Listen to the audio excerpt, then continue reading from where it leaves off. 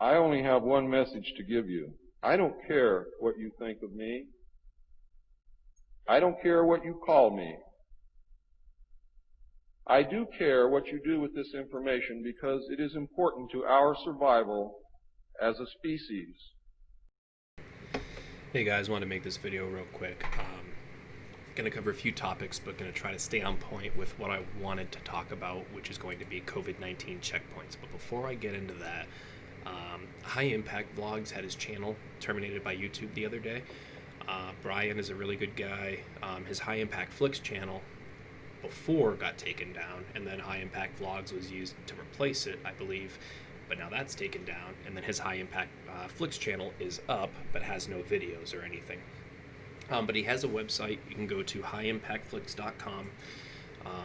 You can check out his Twitter. Good guy. If they're going to come for him, they're going to come for other people. You know, Richie from Boston, Deborah Tavares, you know, all these other people that get out really good information and risk, you know, their butt to do it.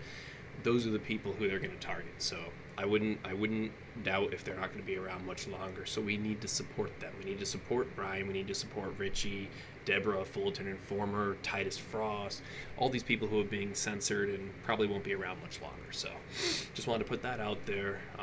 Show some support for Brian. He's a good guy, puts out really good content, and he should not have had his channel deleted. That is complete bullshit. So, but anyway, I wanted to make this video today about COVID-19 checkpoints. This is off armytechnology.com. It's a website. Basically, there's an Air Force site, a Navy site version of it too, where they talk about, you know, current military trends and projects and developments and things. This one is just Army related specifically, but when you look at this photo, you might think you're at the entrance or exit gate of a FOB in Afghanistan. Nope, that's a CGI version of what they want to do in America. So, but anyway, it says, head of international sales at Unival Group, Leonid Zelenkovich, explains why screening and checkpoints may become more important in the post-COVID-19 world, and how ensuring that projects reopen safely will ultimately save customers money. That sentence was so pregnant with propaganda, it's not even funny. All right, he says that the checkpoints may become more important. They will. If they're telling you about it, they will. You're going to see it everywhere. You're not going to be able to move around if you don't have a vaccine. Papers, please. Because this is Nazi Germany, right? Post-COVID world. There's no such thing. They said the same thing after 9/11. A post-9/11 world. Post-9/11 world. Post-COVID world. It's the same world it's always been. Nothing's changed. The only thing that's changed is your perception, because it's been manipulated, right? How important are screening and checkpoints going to be post-COVID-19? Leonid, they're certainly going to be very important. Screening and checkpoints have always been vital for managing security around the world, but COVID-19 has provided real lessons for government agencies, private organizations, and individuals. With government organizations especially taking more control to prevent the virus spreading. It's about control. That's all it ever was. It's never about preventing the virus spreading. The invisible enemy, Trump likes to call it. Before 9/11, we didn't have Homeland Security. Before 9/11, we didn't have TSA. Before 9/11, we didn't have the NDAA or the Patriot Act. Before COVID, we didn't have to wear a mask everywhere we went. Before COVID, we didn't have to stand 6 feet apart. Before COVID, we didn't have to limit our occupancy capacity to 25%. Before COVID, half the small businesses in America, if not more, weren't permanently closed. So what I can tell you is, it's all about control. The progression is linear, guys. But anyway, this article just goes on to talk about how COVID-19 has changed how we have to do things, and this is just basically going to become part of your everyday life, so accept it. Trump already said that he wants to use the military to put a vaccine out in the fall, Operation Warp Speed. We can put that right here. Trump mobilizing U.S. military to deliver coronavirus vaccine. I have a video about this subject. You can go watch it. My quarantine camps in New Zealand video is a good one to check out. But yeah, I've already covered this extensively. President Donald Trump is mobilizing the U.S. military to distribute a coronavirus vaccine when one becomes available. They already have it shipped all over the country in crates just waiting to be given to you. This is planned in advance. It's not a real disease. You know it's a massive job to get this vaccine, Trump said in an interview broadcast Thursday on Fox Business Network. Our military is now being mobilized, so at the end of the year, we're going to be able to give it to a lot of people very, very rapidly. All right? Now, check this out. U.S. federal troops staying in Portland for now, Wolf says. That's Chad Wolf, acting director of Homeland Security. Acting U.S. Homeland Security, Secretary, Chad Wolf told Fox News on Friday that federal troops would remain in Portland until he was assured that the Oregon governor's plan to handle daily protests was working, and said sending in the National Guard was still an option if the state didn't handle the situation. He said that all DHS law enforcement officers that have been there over the past 60 days will remain there until we are assured that the plan that has been put in place by the governor and Oregon State Police will be effective. So, conveniently, Trump said he wants to use the military to deliver a coronavirus vaccine by the fall. Coincidentally, we're getting all these racially charged protests happening all over the country, and very specifically timed and released events, like the Ahmaud Arbery event, for example, where police admit that they sat on the tapes for months before releasing them at just the right time to fan the flames of racial tension, right? Excuse me. And then we had the George Floyd thing. Not even gonna cover that because, I mean, anyone who watched it and actually broke it down, whether or not it was a false flag, whether or not he actually died is irrelevant. What happened because of it, like sending in unmarked DHS troops into cities, federal troops into cities, rounding people up, snatching them off the street and putting them into unmarked vehicles without saying anything or reading them their rights, that's in response to it. So the George Floyd thing, the Ahmaud Arbery thing, and now this Blake shooting. And again, it's not about the color of the skin. I judge people by the content of their character. George Floyd was a drug-dealing porn star. This Blake guy was also a felon, was also a thief, was also just a piece of shit generally. So it doesn't matter what color of skin it is, black, white, the guy was a piece of shit. So anyway, it gives you pretext, though, to put troops on the street, right? He said he wants to have them on the street by the fall to give you the vaccine. Coincidentally, we're getting federal troops and National Guard everywhere right on time. And they're using the protest, as a pretext. Here's another thing. Coronavirus antibodies could be wrong 50% of the time. Wow, that's funny. I can't even talk today, sorry. Antibody tests used to determine if people have been infected in the past with COVID might be wrong up to half the time, the U.S. Centers for Disease Control and Prevention said. Antibody tests, often called serologic tests, look for evidence of an immune response to infection. Antibodies in some persons can be detected within the first week of illness. They are not accurate enough to use to make important policies. I can't even talk today. Holy crap. Important policy decisions. So they're not accurate enough to make important policy decisions, yet they're accurate enough to set up checkpoints. They're accurate enough to use the military to distribute a vaccine. Keep that in mind. Here's another one.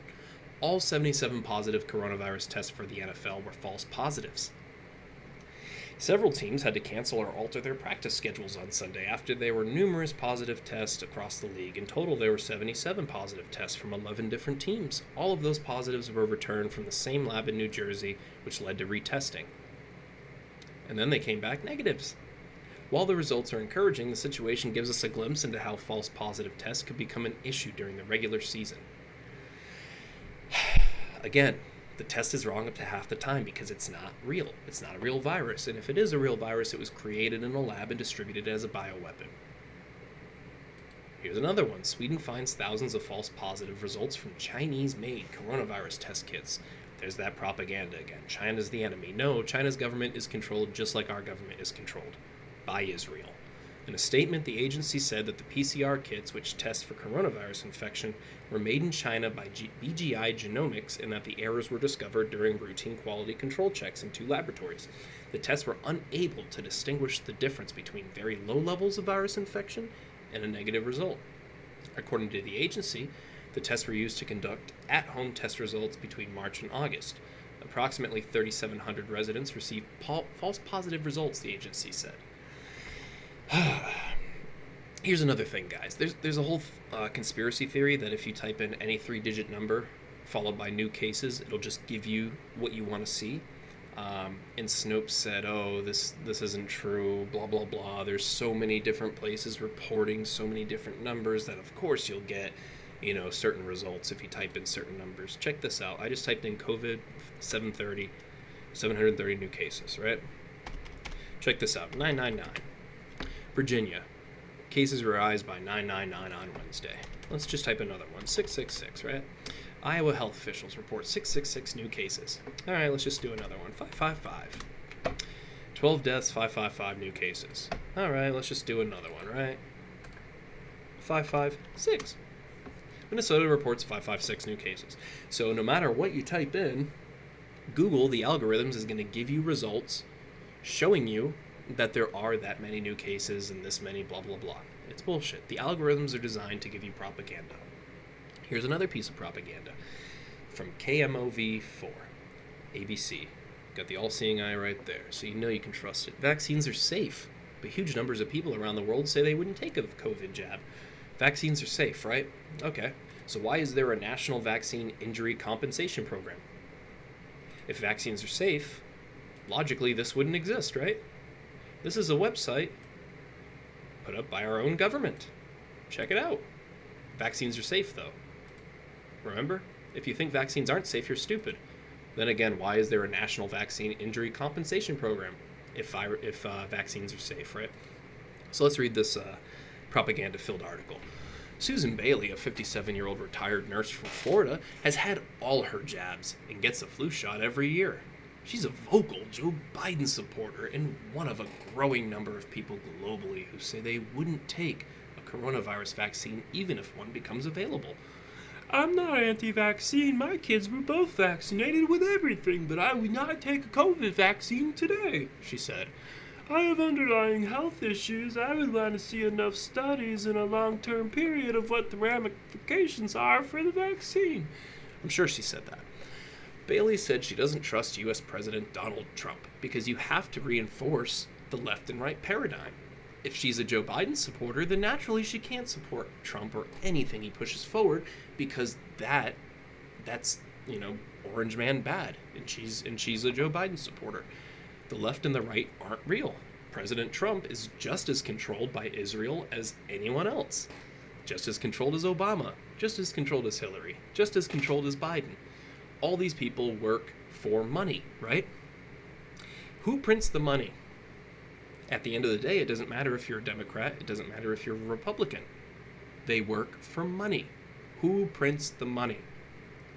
Those are the people in control. It just so happens to be one family. And it just so happens to be supposedly Jewish when they're not actually Jewish. They just use that as a cover, so if you try to, criticize them, they call you anti-Semitic. That's why when they established the State of Israel, they addressed the letter to the Rothschilds. Look up the Balfour Declaration.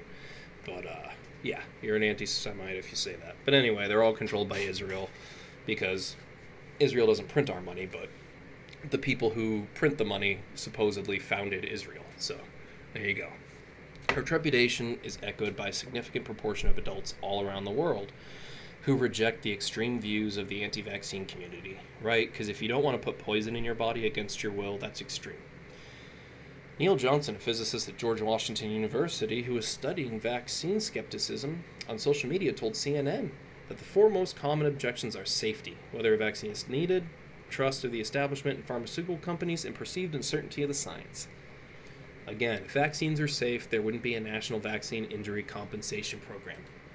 And this woman says that it's much too soon for me. I'd have to say 18 months. Yeah, I doubt she said that. I doubt that this person exists. I doubt this person is real. She's a Biden supporter, doesn't trust Trump, and she won't take anything unless it's been at least 18 months, because we've seen that meme pushed in the news. It's going to take at least 12 to 18 months, 12 to 18 months, 12 to 18 months. Conveniently, this woman just says that exact thing. No, she didn't. This is just bullshit. She doesn't exist. Willing to bet money on it. I don't want to keep going with this, guys. I could do it all day, but point is, you're going to have to go through a checkpoint because of COVID. You're going to have your butthole searched because of COVID. You're going to have to present your papers everywhere you go because of COVID. You're not going to be able to work anywhere, go to school, anything unless you get a vaccine and you can prove it because of COVID. It's all about control, has nothing to do with the virus. If you don't see that by now, you never will, all right? I mean, seriously, people? Seriously? Do you really think this is real at this point? Like I said, if the virus is real, it's a bioweapon and it was released on purpose. Get ready, though, because I have a feeling there's not going to be an election this year, and I also have a feeling that by the end of September, you're going to start seeing troops everywhere. You're going to see crazy stuff happen. Yeah. Just keep your head on a swivel, guys, you know. Stay alert, stay vigilant, and don't trust anything you're told, because it's all bullshit.